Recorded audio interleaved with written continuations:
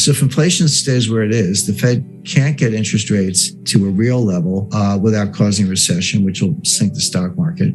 But even if inflation comes down a little bit, that'll be a sign of recession. So you're raising rates into a recession, which will cause a recession. You end up in a recession either way. It's just a question of whether the Fed persists or throws in the towel. Now, we've seen this movie before. What's going on is an exact replay of what happened between 2013 and 2019. May 2013, Bernanke announces the taper. Expectation is they're going to start the taper in September. He chickens out. They start the taper in November 2013. They finish the taper in November 2014. Then here comes Yellen. She's going to raise rates. Take out the word patient from the statement.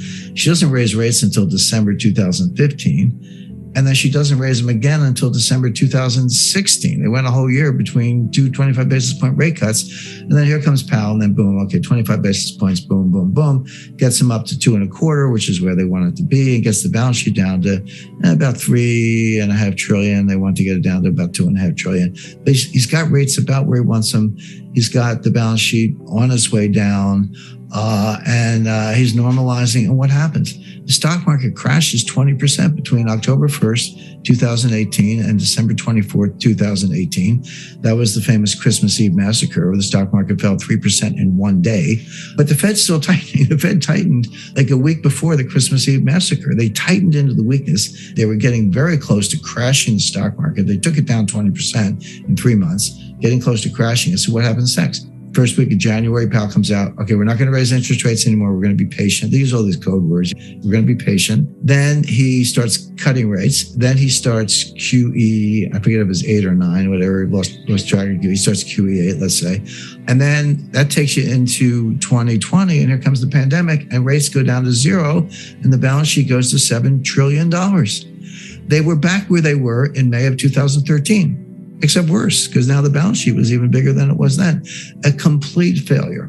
So who thinks they're going to be more successful this time? They're doing the same thing. It's going to happen faster this time because the market saw that whole 7-year fiasco from May to 2013 to May 2020, a 7-year round trip failure. The same thing's going to happen, but it's going to happen faster this time because the market knows that the Fed doesn't know what they're doing. So the Fed's tightening into weakness. One of two things is going to happen. And it's not clear which, but it's going to be one or the other. They're going to keep tightening and keep tightening and keep tightening, try to get a handle on inflation and crash the stock market. Or they're going to lose their nerve, back off on the tightening, and then inflation is just going to rip, which will also crash the stock market. So take your pick, but it's going to be one or the other. But this idea of a soft landing is nonsense. The 2021 thesis was that, inflation grew. Part of it was base effects because, the way the government calculates inflation, it's monthly data compared to the year before. So it's year over year, monthly, then annualized. And so one could easily explain inflation in April, May, June 2021 because you were comparing it to 2020, which was the worst recession since 1946. But the base effects would run off in September, October, November. But the inflation persisted, even though the base effects were gone. So now it's like, okay, this is real inflation. It's coming from somewhere else. It was coming from the supply chain, which the Fed can't do anything about either because the Fed doesn't drill for oil. They don't build pipelines and they don't grow wheat. The Fed can't do anything about any of those things. And that's where the war and the sanctions and the continuation of COVID played a role. So, I say you can have your own views, but you can't have your own data. The data is clear. The inflation is here. The supply chains are getting worse. But these supply chain disruptions didn't start with the war. They didn't even start with the pandemic. They started with Trump's trade war beginning in 2018. I found a very good book on that written by Lorianne LaRocco. And what's interesting about her book is that she finished it in late 2019. So it's almost like a controlled experiment. It was pre-pandemic. It's easy to say that the pandemic disrupted the supply chain, which it did, and the war disrupted the supply chain, which it did. But here we have a very rigorous study of what was happening to supply chains before either one. And the answer is they were a mess. They were a mess back then because of tariffs on China and China redirecting soybean purchase orders from the United States to Brazil. That sounds easy because Brazil grows soybeans. Well, guess what? You got to get the ships to Brazilian ports. You got to rearrange all the logistics lanes. That was happening already. Pandemic made it worse. And now the war makes it even worse than that. Yeah, the world is breaking up. We're decoupling. Globalization is over.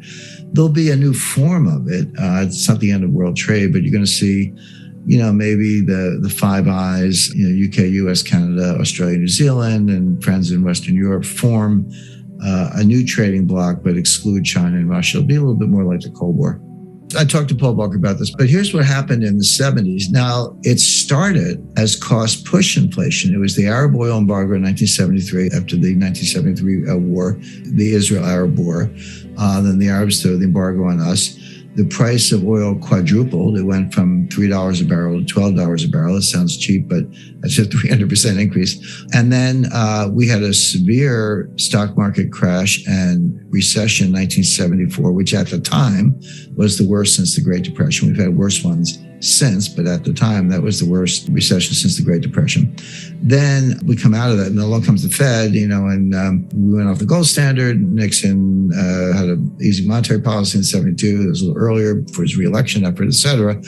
So here comes the inflation. But what happened along the way, and then you had another Arab oil, actually an Iranian oil embargo in 1979 after the Ayatollah took over. So there were double oil shocks. That was supply-driven cost push inflation.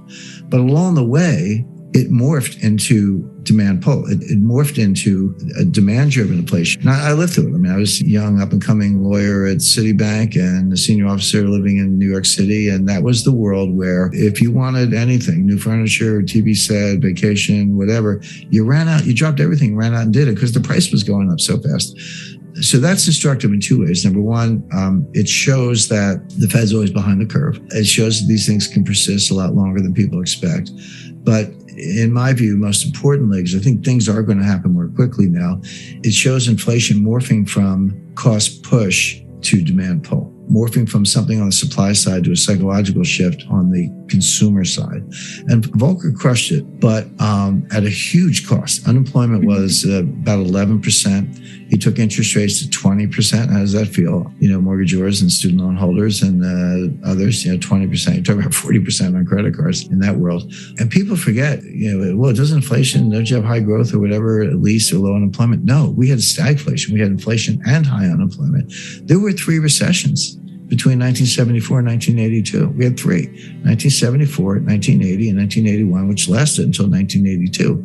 And by the way, people lost confidence in the dollar. In the late 70s, Jimmy Carter's Treasury issued what they call Carter bonds. The U.S. Treasury issued debt in Swiss francs. Now, it was Treasury debt. You had the Treasury credit, but it was denominated in Swiss francs because nobody wanted dollars. That's how bad things were.